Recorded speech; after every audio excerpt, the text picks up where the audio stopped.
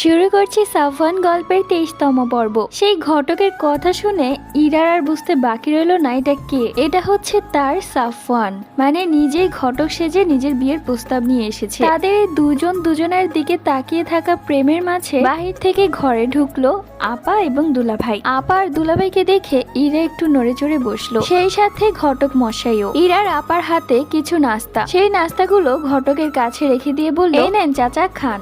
আর ছেলের ছবি এনেছেন? ইরার আপার মুখে চাচা শুনে সাফওয়ান আর চোখ ইরার দিকে তাকিয়ে বলল, আপনার বোনের লেগা যে পোলার সম্বন্ধ লয়ে আইছি, ওই পোলার কাছে সুপার হিরো ফেল হয়ে যাইব। যেমন রূপ তেমন গুণ, মানে এমন পোলা পৃথিবীতে একখানি আছে। এই কথা শুনে ইরা তো মিটমিট করে হাসছে, মনে মনে ভাবছে, ইস নিজের প্রশংসা নিজে কিভাবে করছে। তখনই ঘটক মশাই তার নিজের ছবি বের করে ইরার আপার কাছে দিল। ইরার আপা ছেলেটার ছবি দেখে বলল, আল্লাহ ছেলেটা তো ভারী সুন্দর। ইরার